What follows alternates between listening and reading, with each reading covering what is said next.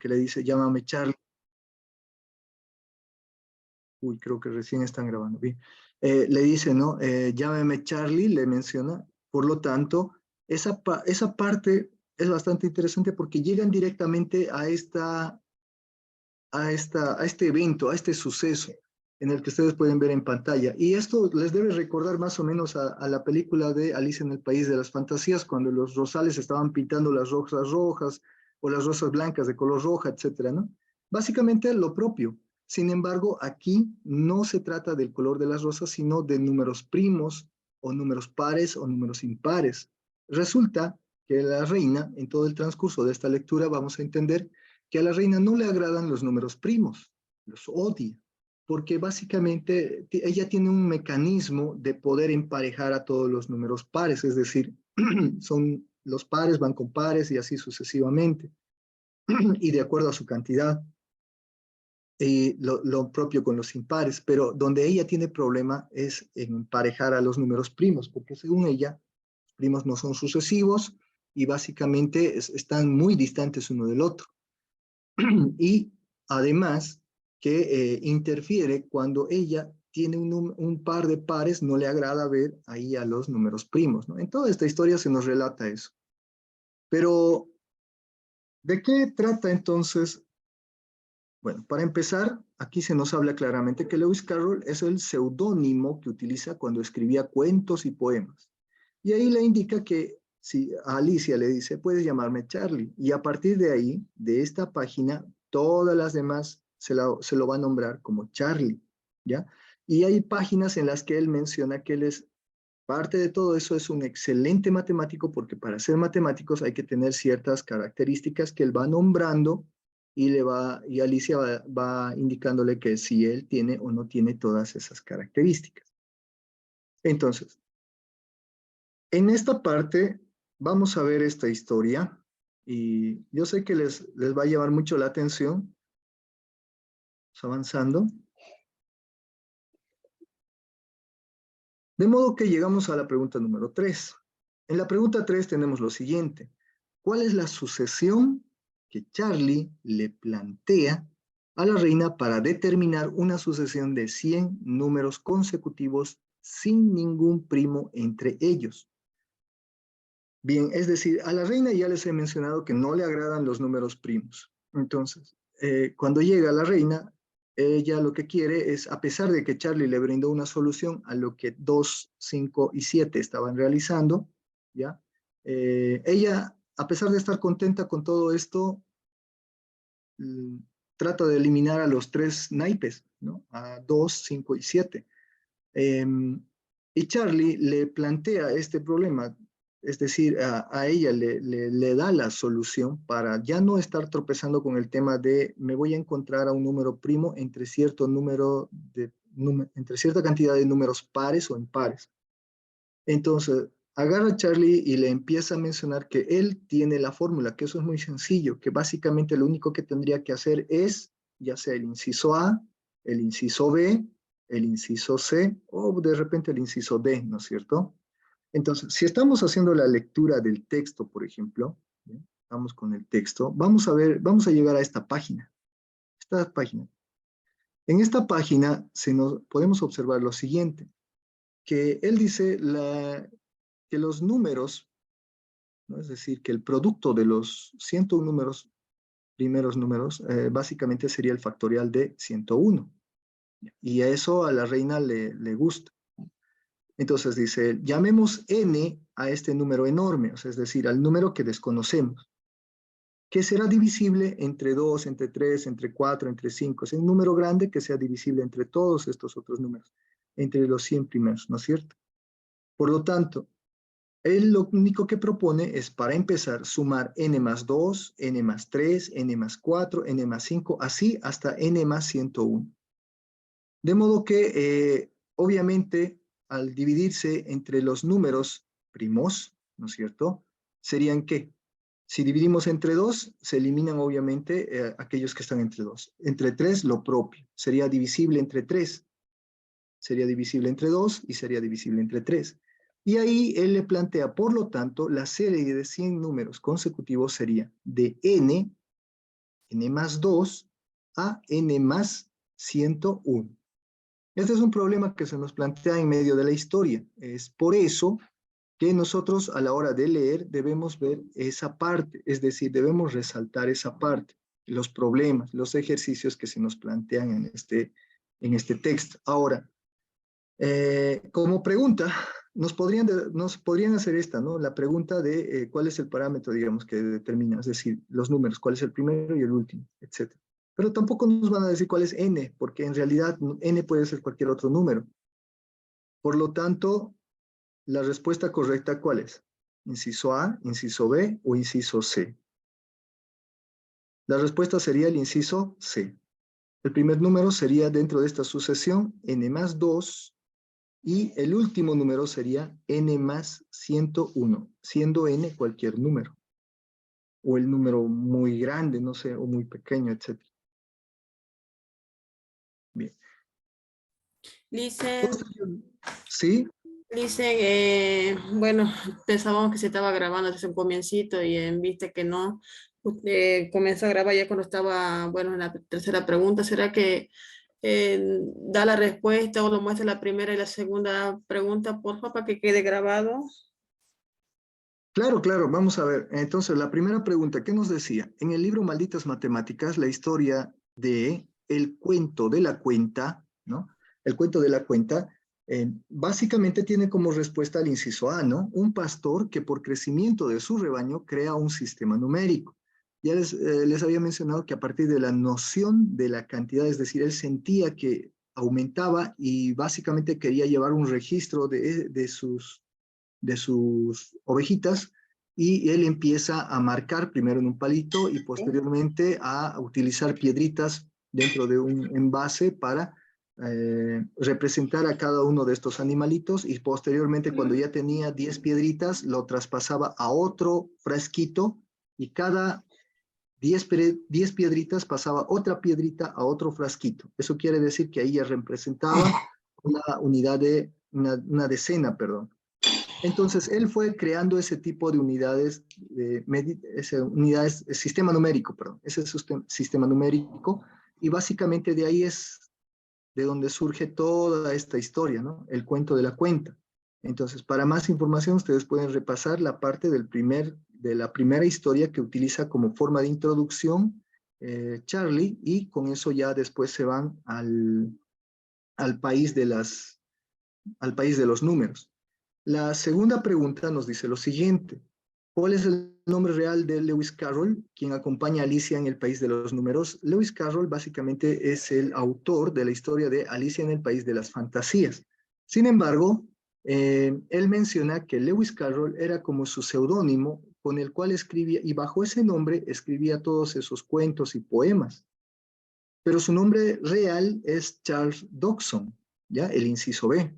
Charles Dodgson, y le dice a Alicia, solo dime Charlie, solo dime Charlie. Por eso es que en el libro van a observar que todo el tiempo mencionan a Charlie como el maestro de matemática que le va explicando a Alicia todos los eventos que van suscitándose en este país. Bien, entonces, pasábamos a la tercera pregunta en la que habíamos indicado claramente que más o menos las historias se parecen a los que nosotros ya conocemos de Alicia en el País de las Fantasías. Sin embargo, difieren en las actividades, es decir, aquí solamente se trata de matemática, ¿no? Una reina que odia los números primos, ella lo menciona varias veces, que no le agrada a los números primos porque no tienen un orden específico y básicamente no tienen sentido para ella. Le agradan los números pares, le agradan los números impares, pero no quiere ni ver a los números primos. De igual manera, entre lo que van desarrollándose esta historia, ¿no? Nos plantea esta respuesta, Charlie, la reina quiere un grupo de 100 números que básicamente en ellos no aparezca ningún número primo. Por lo tanto, existe entre este número muy grande una sucesión de números consecutivos que entre ellos no exista un número primo. Y eso es lo que básicamente le menciona a Charlie, ¿no? A partir de lo siguiente. El inciso C sería la respuesta para esta pregunta. n más 2 a n menos, o n más 101, siendo n el número grande. Bien, ahora sí, pasamos a la siguiente. La pregunta número 4 nos dice, ¿cuál es el consejo que Charlie propone para salir del laberinto? Bien, una vez que la reina acepta todas las ideas de Charlie, lo ve como alguien muy importante para ella, por lo tanto le dice que lo va a tomar como una especie de sirviente, no recuerdo muy bien el nombre, pero lo va a hacer parte de su corte y va a tener que acompañarla a ella a todo lado porque le agrada su manera de pensar y su lógica. Y lo propio con Alicia, que la va a tomar como bueno, tampoco recuerdo el nombre muy bien, pero la va a hacer parte de su corte. Y Alicia, obviamente, como es una muchacha eh, muy explosiva en esta historia, no le agrada, arroja todas las cosas bueno, al final llega un evento que es, bueno, un naipe que no tiene nada, que básicamente es considerado el cero, ¿ya? Y viene con dos palitos en forma de X. Entonces, todo el mundo le tiene miedo a cero porque, y los palitos en forma de X significaban multiplicación. Y Alicia le pregunta, ¿por qué todo el mundo tiene miedo a este individuo? Y Charlie le indica que le tienen miedo porque cualquier número o cualquier cantidad multiplicada por cero se elimina, da cero. Por lo tanto, todos le tienen miedo a desaparecer. Entonces, ella le dice que bueno, los llevan a una celda, hace algunos artificios Charlie, no lo voy a relatar todo, pero escapan, ¿no? Al escapar, llegan a un laberinto juntamente con Cero. Cero se desmaya porque básicamente dentro de ese laberinto existe un elemento que Cero le tiene mucho más miedo que a él. Y mientras él se desmaya, sale una, sale una pregunta, ¿no? Alicia le dice, por ejemplo, eso es bien importante porque abre todo un capítulo después de eso. Le dice, ¿cómo haría Charlie para que la reina de una vez y definitivamente elimine a todos los ceros o básicamente, no sé, perdón, a todos los números primos? Y ahí Charlie le plantea trabajar con la cribadera Tóstenes, que sería un instrumento muy sencillo para determinar cuáles son números primos y cuáles no.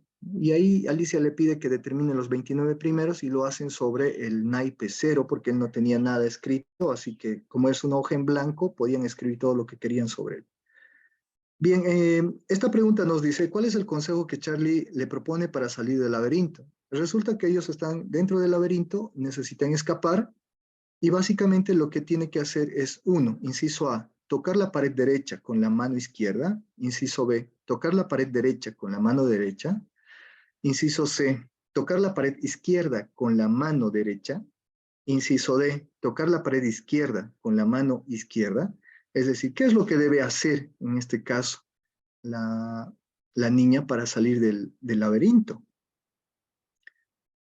Él le plantea que cuando estés en un laberinto, básicamente para salir tendrías que poner la mano izquierda o la mano derecha, pero en la pared respectiva, es decir, mano derecha, pared, pared derecha, mano izquierda, pared izquierda y así sucesivamente, y seguir sin levantar la mano hacia adelante, caminando, y en algún momento van a salir del laberinto.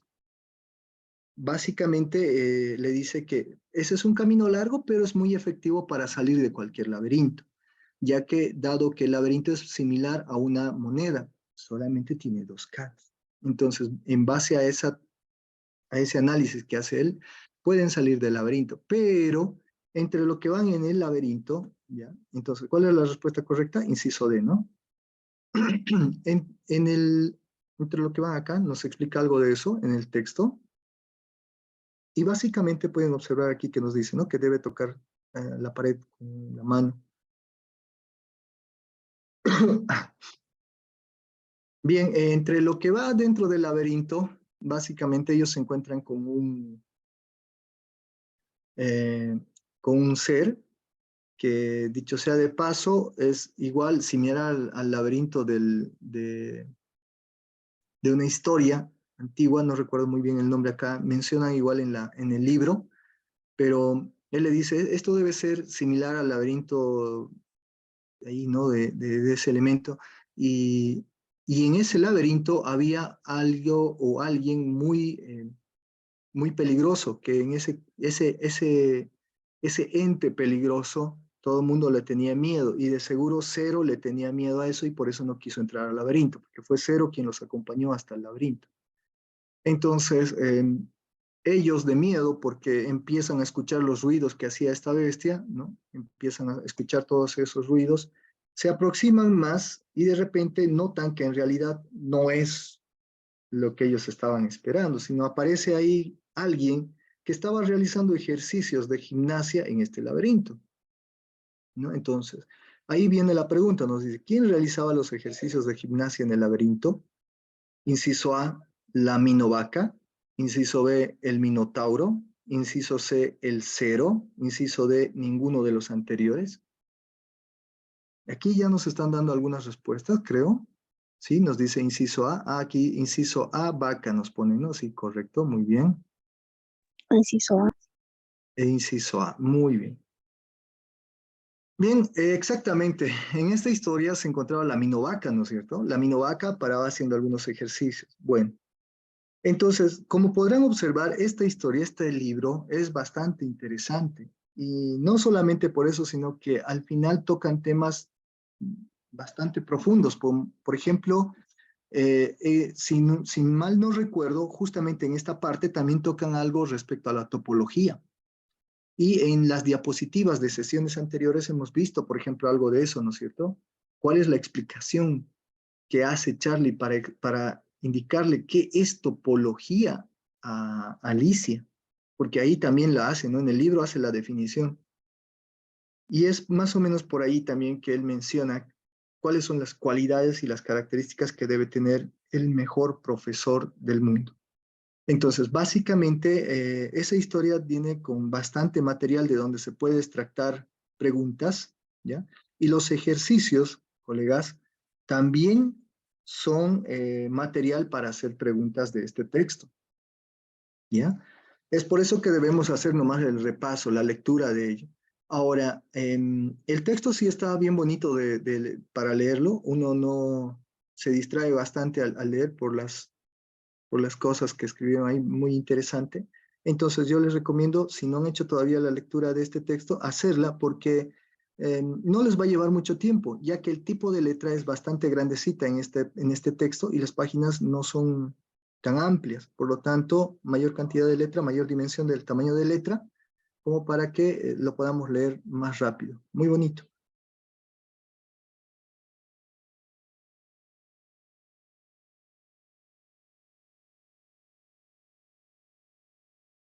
Bien, continuemos entonces con el tema o el compendio.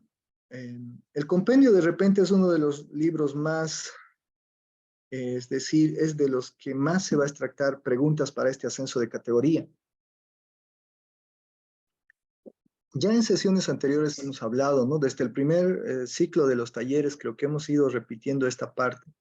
No hay otra bibliografía, otro texto dentro de nuestra bibliografía, profes, de donde se pueda extractar ejercicios. Entonces, si ustedes me dicen en este momento, pero es que yo estoy leyendo este otro libro, no, no hace falta. Lo que tiene que leer y donde tiene que dedicar todo su tiempo y esfuerzo es a la bibliografía que nos han dado, a esos 5 libros. De esos 5 libros se han extractado ya las preguntas. En este momento, por ejemplo, hay técnicos que ya están viajando a los lugares más lejanos, agarrados de las cajas con los exámenes de ascenso de categoría, para preparar los recintos. Porque algunos tardan hasta 2 o 3 días en llegar al recinto en el cual van a evaluar.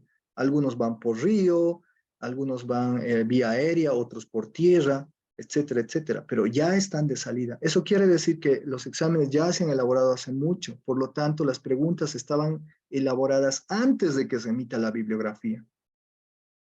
Por lo tanto, ¿de dónde van a sacar la bibliografía? ¿De dónde sacaron las preguntas? De la bibliografía. Y es por eso que nosotros tenemos que centrar nuestro esfuerzo y tiempo a estos libros. Y no solamente a estos, también a la parte general, que son las otras 45 preguntas. 45 preguntas de nuestra especialidad y las otras 45 preguntas de normativa general, ¿no es cierto? Que básicamente eso como que ya pues ya con tantos años ya los conocemos, digamos, ya más o menos se domina. ¿No ha cambiado en nada lo de la Constitución Política del Estado? ¿O sí? ¿Ha habido alguna modificación en la Constitución Política del Estado? No. ¿Y qué es lo que estudiamos de la Constitución Política del Estado respecto a la educación? Básicamente todo aquello que esté referido a la educación, al niño, niña, adolescente. Esa es la situación que tenemos que estudiar. No el tema de seguridad, el tema de salud, básicamente eso no nos compete, no somos de esa área. Entonces las preguntas se estructuran conforme a lo que se solicita. Ojo, no es un examen de institucionalización, por lo tanto, solo debemos repasar aquello que corresponde a nuestro subsistema, que es el subsistema de educación regular, ¿ya? Regular. Entonces, eso debemos ir tomándolo en cuenta igual. Ahora, en el caso, por ejemplo, de este compendio, ya hemos hablado, el compendio no es nada más que el libro de todos los años de escolaridad acumulado, ¿no es cierto? Es decir, en un solo texto. Está de primero, segundo, tercero, cuarto, quinto y sexto. Esos 6 bloques de libros que se han tomado, básicamente es el texto compendio del área de matemática. A eso se refiere. Por lo tanto, los que han estado trabajando ya con primero, segundo, tercero, por ejemplo, digamos, esta mañana creo que había un caso así, ¿no? Yo solo he trabajado durante varios años con primero, segundo, tercero, que con eso completo mi carga horaria, con los paralelos, etcétera.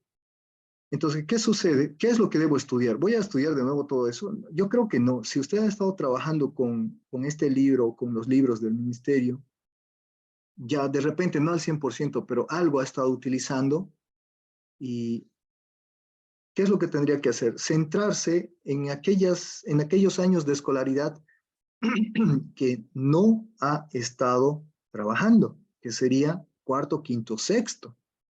Entonces, en eso tiene que centrarse. Ahora, pensar que todas las preguntas van a ser de primero, segundo, tercero, o todas las preguntas van a ser de cuarto, quinto, sexto, o solamente de sexto, porque de repente ahí está lo complicado, no creo.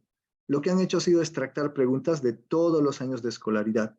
Entonces, por lo tanto, nosotros tenemos que conocer el contenido y de alguna forma dominar todo eso de cada uno de los años de escolaridad. Entonces, nosotros tenemos que empezar a centrarnos en aquello que nos falta todavía estudiar. ¿Y qué sería lo que nos falta estudiar? Aquello que no estamos desarrollando en nuestras clases día a día. Bien, bueno, aquí se nos surge una pregunta, ¿no? ¿Qué contenido nuevo se ha ido agregando en este año para nosotros como profesores de matemática?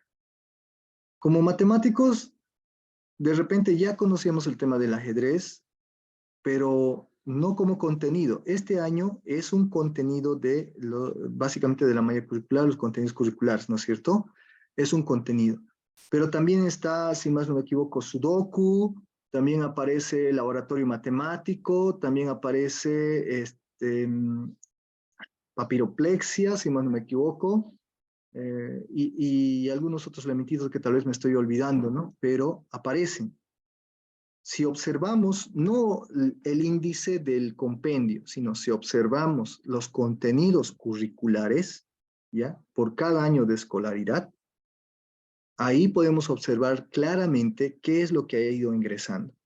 Porque más allá del texto y todo esto, el compendio no es nada más que un resumen de los contenidos que se tendría que dar a los estudiantes. Es decir, en este compendio no es un libro completo, no es un libro del cual podamos decir, bueno, extractar todo el material que desarrollamos. Por eso es que se menciona que es un libro complementario, le dicen, ¿no?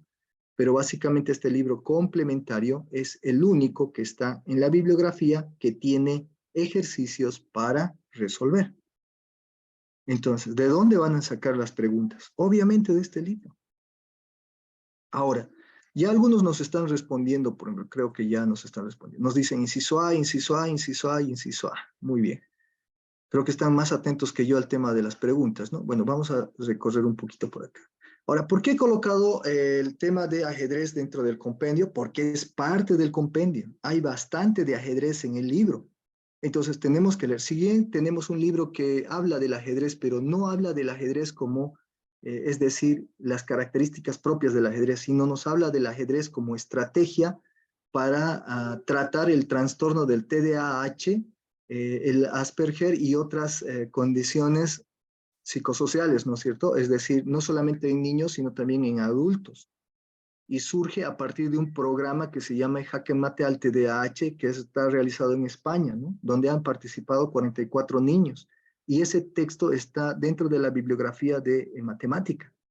Pero ahí no vamos a encontrar nada de jugadas, no vamos a encontrar nada de cuánto vale, por ejemplo, cuál es el valor de una dama, por ejemplo. No, no vamos a encontrar nada de eso.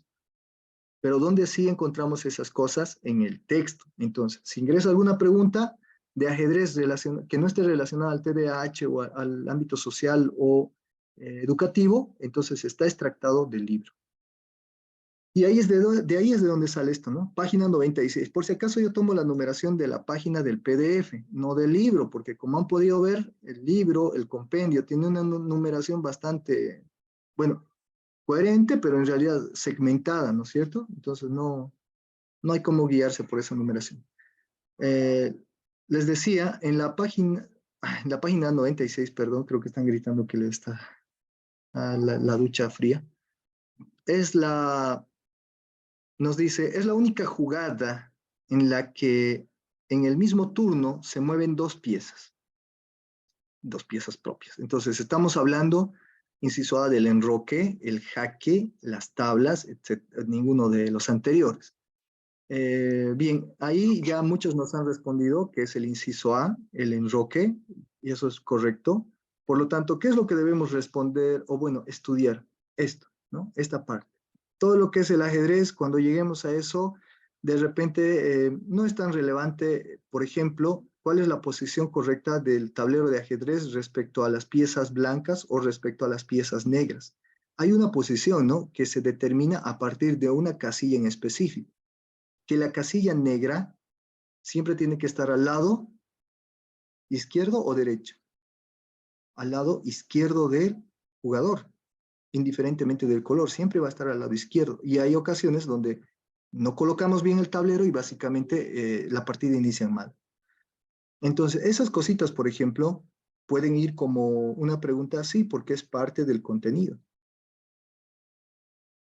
Bien, otra pregunta. A ver, ¿cuál es el valor de la pieza torre? ¿Cuánto vale la pieza torre en el tablero de ajedrez? ¿Cuál es el valor correcto?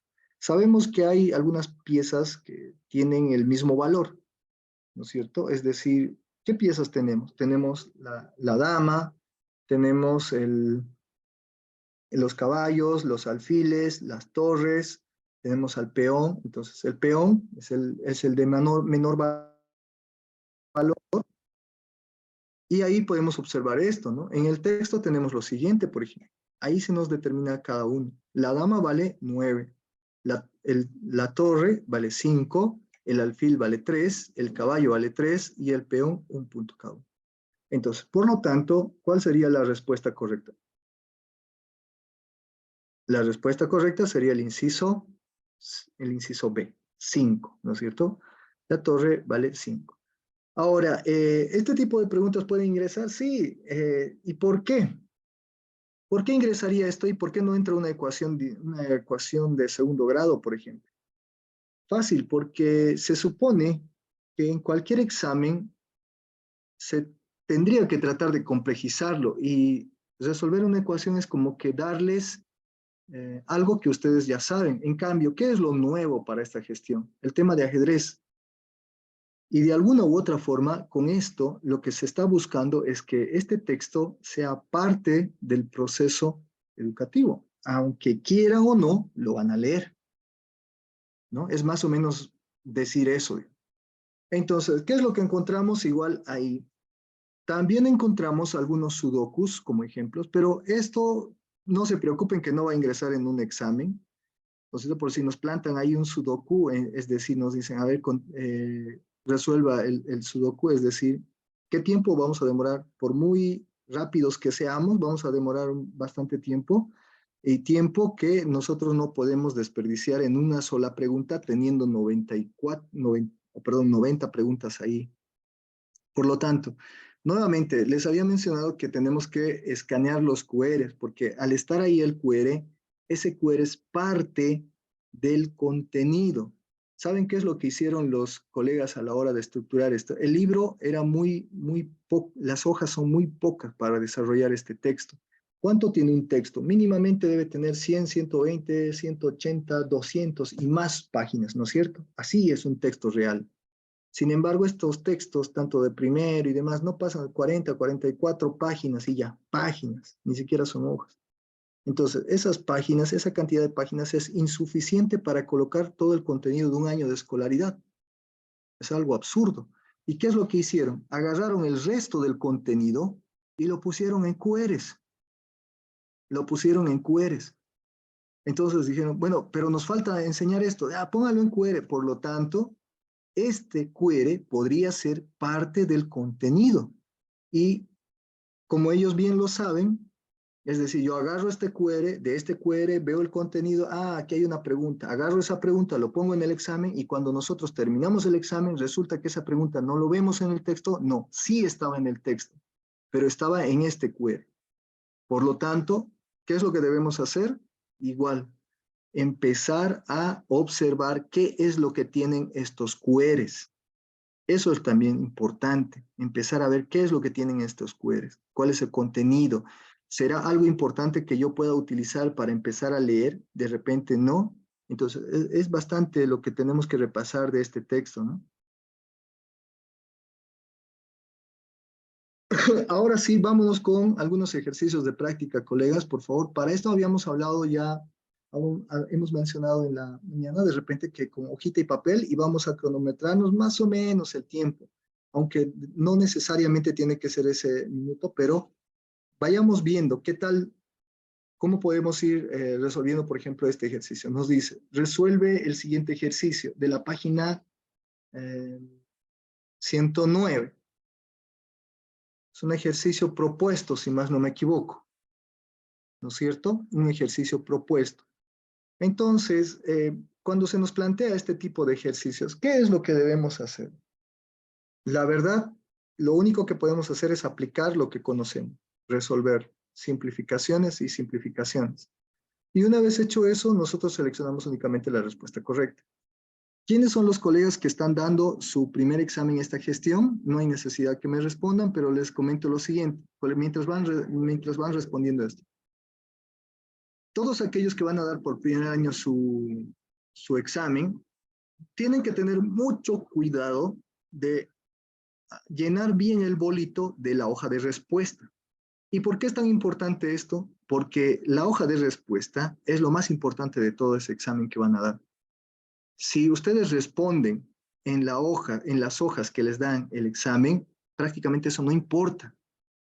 Puedo o no puedo responder ahí, no importa. Donde tengo que responder es en la hoja de respuesta, esa hojita que les van a dar, que ahí tienen que registrar y marcar cada una de las respuestas, los incisos, llenar bien los bolillos. Eso es lo importante, porque ahí está su número de butaca, su código, y básicamente eso, ¿dónde va? Va a una máquina, a un escáner que va escaneando todas las preguntas que ustedes hicieron, todas las preguntas que respondieron. Y en base a esas preguntas hace una comparación con el banco de datos que tiene la máquina. No lo hace una persona, lo hace la máquina. No lo hace un técnico, no lo hace una persona de otra empresa, nada. Lo hace la máquina automáticamente. Escanea todas las respuestas y automáticamente enlaza la cantidad de respuestas con su nombre. Eso tiene su ¿Dónde calificación estás? de forma inmediata. Por Micrófono, favor, el dicen. micrófono.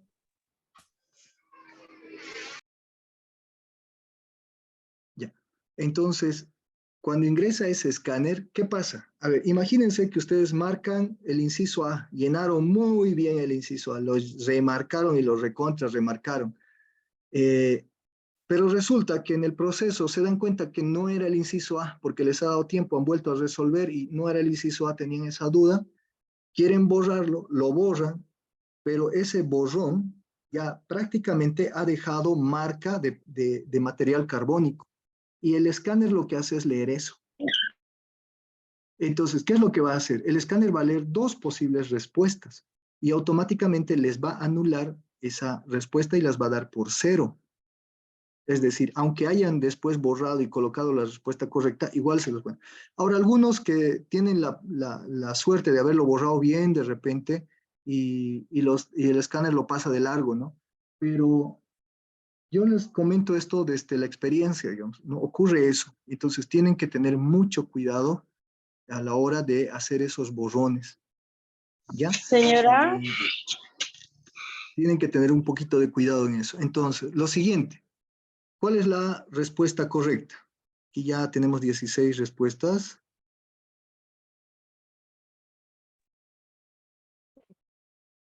El inciso C, dicen. Inciso C. No sabemos dónde está Saúl realmente, ¿no? Inciso C. Muy bien, entonces ahí tenemos el inciso C, perfecto. Pasamos a la siguiente pregunta. Lo propio. Aquí tenemos un ejercicio de la página 133 y también creo que esta es una propuesta, ¿no? Es un propuesto, es un ejercicio propuesto, no resuelto. Y básicamente ahí nos dice, resuelve el siguiente ejercicio. A elevado al cuadrado por B elevado a menos 3/4 por C elevado a un medio, todo eso elevado al cuadrado, todo sobre A elevado a un tercio por B elevado a un sexto por C elevado a un medio, todo eso elevado a menos 6 y todo eso elevado a menos 1. Bien, vamos resolviendo eso, colegas. Y mientras vamos con eso, nuevamente les menciono, ¿no?, que es importante que nosotros revisemos los enlaces y no solamente los enlaces, también los QR. Es tan importante ese tema de los QR porque ahí hay gran parte del contenido. Ya está gran parte del contenido en esos QRs. Y eso es porque este número de páginas que se les dio a estas personas que elaboraron los textos, ¿no?, a ese grupo de técnicos que elaboraron los textos o ese grupo de profesores que elaboraron esto, no alcanzaba, pues son cuántas páginas las que tienen, son apenas 40, yo he contado 40, 44 páginas. Entonces, si lo vemos desde ese punto de vista, un libro completo no se puede resumir en ese contenido. Por eso lo que se hizo fue gran parte de los contenidos colocarlo en estos QRs. Entonces, tenemos que ir repasando la parte de repente que nosotros, no estamos desarrollando, ¿ya? La parte que no estamos desarrollando actualmente. Si hay alguno, por ejemplo, que lleva de primero a sexto ahora, perfecto, pero de repente no piense que por él estar en quinto y sexto no va a entrar nada de primero, que de repente podemos pensar que es muy fácil. Yo ya había mencionado el día de ayer o el día de la anterior, la última sesión, por ejemplo, los criterios de divisibilidad de cada uno de los números. Divisibilidad por 13, divisibilidad por 9, divisibilidad por 7, por 6, por 5. Hay criterios específicos para eso. Y creo, si más no me equivoco, están en este texto. Entonces, esas situaciones tenemos que ir analizando y viéndolo. Bien, algunos ya han ido respondiendo. Vamos a ver las respuestas. Nos dicen inciso C, inciso D, C y D.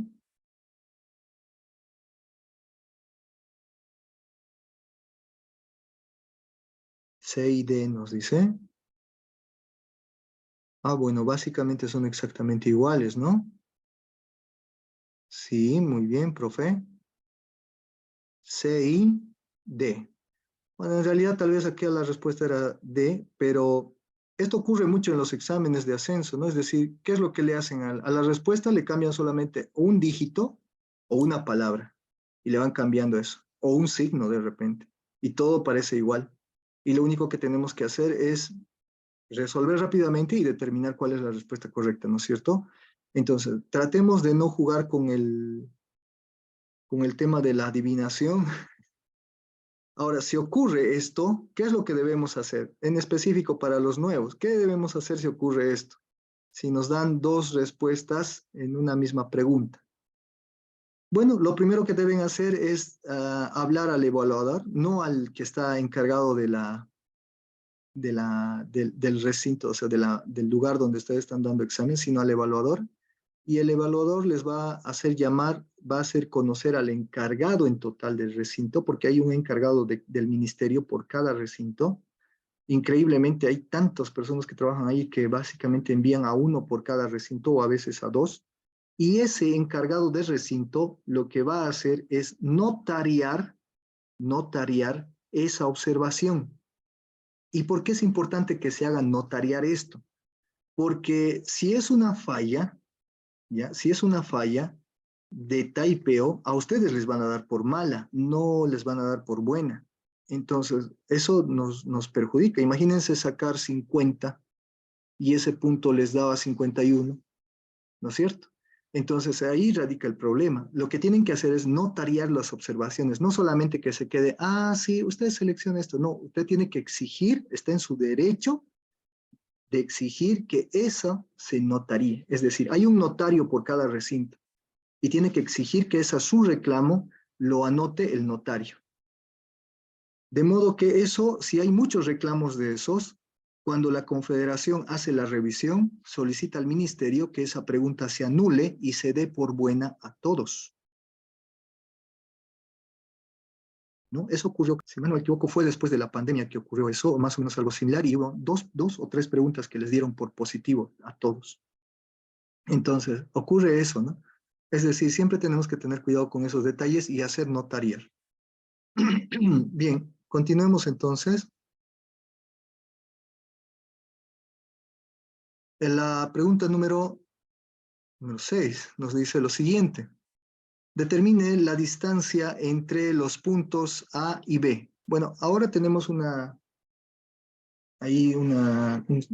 determinar la distancia de un segmento entre dos puntos. Para esto no requerimos del plano cartesiano ni nada por el estilo, sino simplemente de una simple fórmula, ¿no es cierto? Es decir, necesitamos de la fórmula de la distancia entre dos puntos, que también está en primero de secundaria, si más no recuerdo, si no lo recuerdo mal, pero también está en sexto de secundaria. También está en sexto de secundaria. Entonces vamos a ver cuál es la respuesta correcta que nos indican algunos profesores. Inciso B dice, ¿no? Si es de esta pregunta, sí, inciso B, perdón. Vamos a recorrer.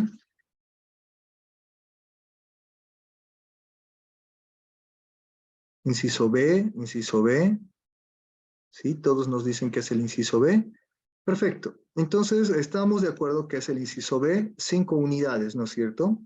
¿Cuál es la distancia entre estos dos puntos? 5 unidades. Ahora, ¿qué pasa si nos dan el ejercicio más o menos similar, pero queda en una raíz? Bueno, puede ocurrir dos cosas. Uno, que el resultado termine con la simplificación de esa raíz. Es decir, si nos da, por ejemplo, a ver qué número les puedo mencionar, 12, si nos da un raíz de 12, por ejemplo, el resultado, raíz cuadrada de 12, obviamente el resultado final será 2 por la raíz cuadrada de 3. Es decir, entre los posibles resultados nos plantearán una de ellas 2 por la raíz cuadrada de 3, ¿no es cierto? Y no nos van a dar en decimales el resultado, no lo van a dar en decimales. Entonces, eso sí tenemos que tener eso tenemos que tenerlo en cuenta. No nos van a dar el valor en decimales 3, tanto, no nos van a dar así, sino lo van a dar en un número que nosotros podamos alcanzar sin la necesidad de calculadoras o de realizar divisiones sucesivas para determinar la raíz de un determinado número. Eso nos lleva bastante tiempo también. Además, ¿quién determinaría la cantidad de decimales que tiene que entrar? Tendrían que determinar en la pregunta, tendría que estar. Hay el resultado con un decimal, con dos decimales, etc. Mientras no haya eso, no hay nada de calculadoras dentro de este examen.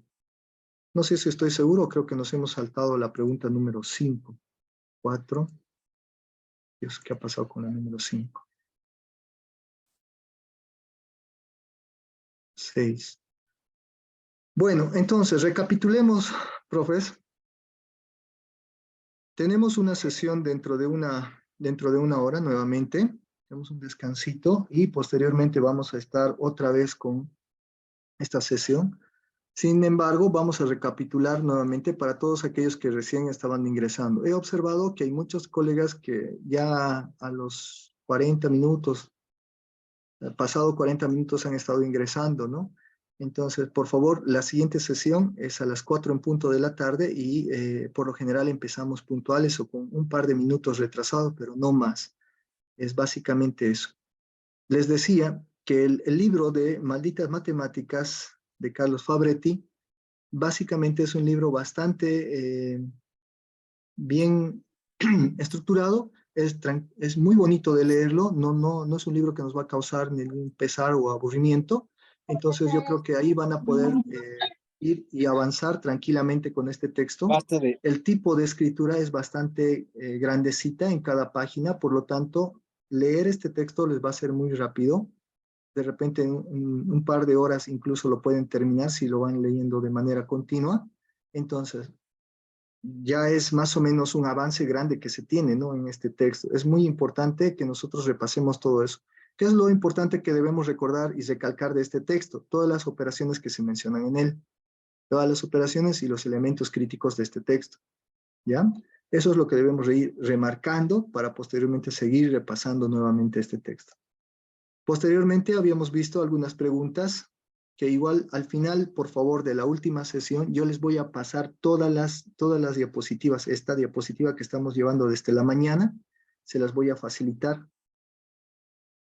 Habíamos observado igual algunos elementos del compendio y claramente hemos explicado que en la parte del compendio lo que nosotros debemos repasar son aquellos elementos que no estamos observando en nuestro día a día. Si yo no he llevado el libro del compendio hasta el día de hoy, bueno, ya es momento de que tengan que agarrarlo por lo menos para este examen de ascenso de categoría y repasándolo. Si solamente he visto primero y segundo, entonces concéntrense en el restante, no en primero y segundo. Concéntrese en lo que lo que no ha leído todavía. Lo que ya lo sabe, lo que ha ido desarrollando, se le va a venir a la mente. Pero hay que tratar el poco tiempo que nos queda de concentrarnos en aquello que realmente necesitamos. Veamos todo el contenido, comparemos con los contenidos curriculares, con nuestra malla, y vayamos viendo, revisando qué contenido ha cambiado, vayamos remarcando eso, subrayando para que no nos agarren en curva cuando nos hagan una pregunta, por ejemplo, el laboratorio matemático, a pesar de que se encuentra en todos los años de escolaridad, pero de repente nos dicen laboratorio matemático del tercer año de escolaridad consta de, es decir, ¿qué es lo que tiene ese laboratorio matemático en el tercer año de escolaridad? Tengo que revisarlo, qué es lo que tendrá, ¿no? Más allá del contenido, todo eso. Entonces es importante esa parte.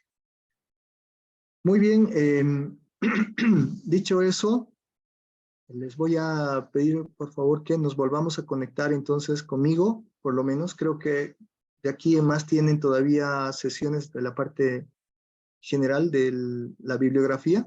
Sin embargo, conmigo nos vemos a las 4 de la tarde, creo que ya no falta mucho para eso igual, entonces un descansito y retornamos a las 4 de la tarde.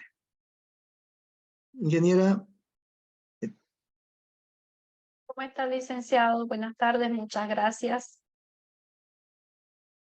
Entonces nos vemos otra vez a las 4, ingeniera. Sí, perfecto, licenciado. Nos Ya. vemos a las 4. Perfecto, muchas gracias, colegas. Hasta más tarde. Hasta luego. Gracias.